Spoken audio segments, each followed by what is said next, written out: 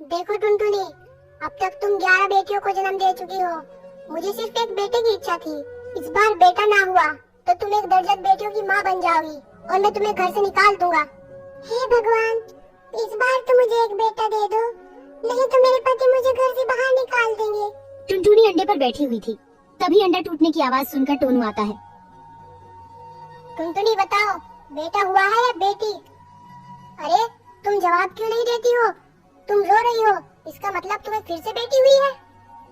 अजी मैं आपको क्या बताऊं, ये आंसू दुख के नहीं खुशी के आंसू है। भगवान ने इस बार हमें बेटा दिया है। अरे वाह, आओ बेटा मेरे पास आओ, अब से तुम मेरे साथ रहोगे। टुनटुनी मेरी बात सुनो, मैंने तुम्हें घर में इसलिए रखा हुआ था क्योंकि मुझे एक बेटा चाहिए था। अब तुम इन 11 बेटियों को लेकर इस घर से निकल जाओ। अजी मैं इन 11 बेटियों को लेकर कहाँ जाऊंगी? इनका पालन पोषण कैसे करूंगी? इनको कहाँ रखूंगी? मुझे कुछ नहीं सुनना है, बस तुम अभी के अभी यहाँ से निकल जाओ। ठीक है, जहाँ भगवान ले जाएगा मैं अपनी बेटियों को वहीं ले जाऊंगी। कोई ना कोई सहारा तो मिल ही जाएगा। आप हमारे बेटे का ख्याल रखना और इसे अच्छे से पढ़ाना। इतना कहकर टुनटुनी अपनी 11 बेटियों को लेकर घर से निकल जाती है। वो दिन भर जंगल में भटकती रहती है कि उसे रहने के लिए कोई आशियाना मिल जाए, लेकिन उसे कोई जगह नहीं मिलती। आखिर में वो एक घर का दरवाजा खटखटाती है, तभी एक चिड़िया बाहर निकल कर आती है। क्या काम है बताओ। बहन मुझे तुमसे एक मदद चाहिए। मेरे पति ने मुझे मेरी बेटियों के साथ घर से निकाल दिया है और मेरे पास रहने के लिए घर नहीं है। क्या मैं कुछ दिन तुम्हारे घर में रह सकती हूँ? कुछ दिन के अंदर मैं दूसरा घर ढूंढ लूंगी और फिर यहाँ से चली जाऊंगी। बहन मेरी मदद करो। अगर किसी के पास घर नहीं है तो उसे अपने घर में रखना मेरा ठेका नहीं है। और वैसे भी तुम्हारी इतनी सारी बेटियां हैं, मुझे इनसे अपना घर गंदा नहीं कराना।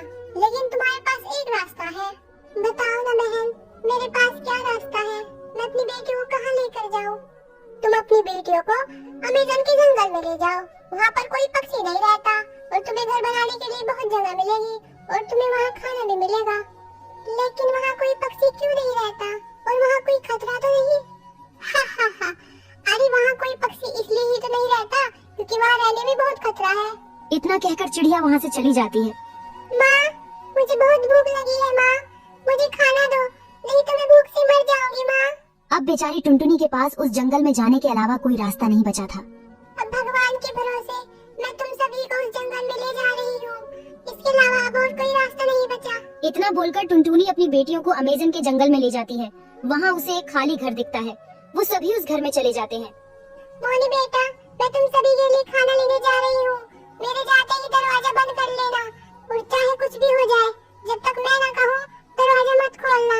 जब मैं लौट कर आऊंगी तो मैं ये आवाज निकालूंगी, मैं आई, दरवाजा खोलो। ये सुनते ही दरवाजा खोल देना। ठीक है माँ, जब आप ये आवाज निकालोगी मैं तभी दरवाजा खोलूंगी, लेकिन आप जल्दी ही लौट कर आना माँ। टुनटुनी जैसे ही खाना ढूंढने के लिए घर से निकलती है। आज तो खाने का काम बन गया, अब मैं इस चिड़िया के बच्चों को खा जाऊंगी। हा हा हा। चील दरवाजा खटखटाती है। लगता है कोई दरवाजे पर है, लेकिन माँ ने मना किया था कि जब तक मैं ना बोलूं दरवाजा मत खोलना, इसलिए हम दरवाजा नहीं खोलेंगे। ये लोग दरवाजा क्यों नहीं खोल रहे? लगता है मुझे इनकी माँ की तरह आवाज निकालनी पड़ेगी, तभी ये दरवाजा खोलेंगे।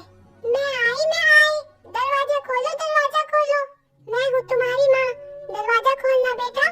माँ आ गई, अब दरवाजा खोल देती हूँ।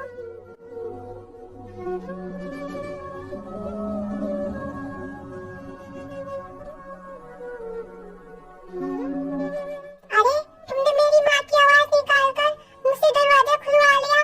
चली जाओ यहाँ से, नहीं तो मेरी माँ तुम्हें नहीं छोड़ेगी। तुम्हारी माँ मेरा क्या कर लेगी? अब मैं तुम सबको खा कर ही जाऊंगी। मुझे किसी तरह इसी बातों में लगा कर रखना पड़ेगा, हो सकता है तब तक माँ आ जाए। अगर तुमने मेरी किसी भी बहन को हाथ लगाया तो मैं ही तुम्हें मार डालूंगी। तुम बहुत बोल रही हो, सबसे पहले मैं तुम्हें ही खाती हूँ। जैसे ही चील मोनी को खाने के लिए आगे बढ़ती है, तभी टुनटुनी वहाँ आ जाती है। रुको जी, खबरदार, अगर तुमने मेरी बेटी को हाथ भी लगाया तुम मेरा क्या कर लोगी? मैं तुम्हारे सामने ही तुम्हारी बेटी को खाऊंगी। तभी टुनटुनी चील पर हमला कर देती है। दोनों में लड़ाई होने से चील की मौत हो जाती है और टुनटुनी घायल हो जाती है।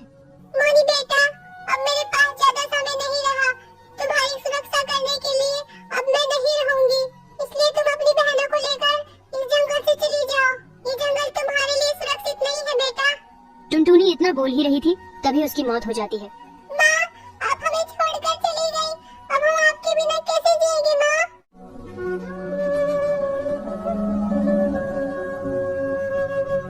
सभी बेटियां दुखी मन से उस जंगल को छोड़ देती हैं। मोनी दूसरे जंगल में घर ढूंढ लेती है और सभी बहनें मेहनत करके अपना पेट पालती हैं। एक दिन एक बूढ़ा चिड़ा उन्हें दिखता है। वो बैठा हुआ रो रहा था। तभी मोनी उसके पास जाकर पूछती है, आपको क्या हुआ है? आप रो क्यों रही हो? बेटा, आज मैं अपने बुरे कर्मों की सजा भुगत रहा हूँ। मैंने अपने बेटे के खातिर अपनी पत्नी और अपनी बेटियों को घर से निकाल दिया था और मैंने जैसे ही उसकी शादी की, उसने अपनी पत्नी के खातिर मुझे घर से निकाल दिया। पिताजी, मैं आप ही की बेटी हूँ। आप फिक्र ना करो, आप हमारे साथ चलो। बेटी, मुझे माफ कर दो। मैंने तुम सबको घर से निकालकर तुम्हारे साथ बहुत गलत किया था। पिताजी, आप हमसे माफी ना मांगो। आप हमसे बड़े हैं। चलो, आप हमारे साथ चलो। इतना कहकर मोनी अपने पिता को अपने साथ ले आती है और वो सभी मिलकर खुशी से साथ में रहने लगते हैं।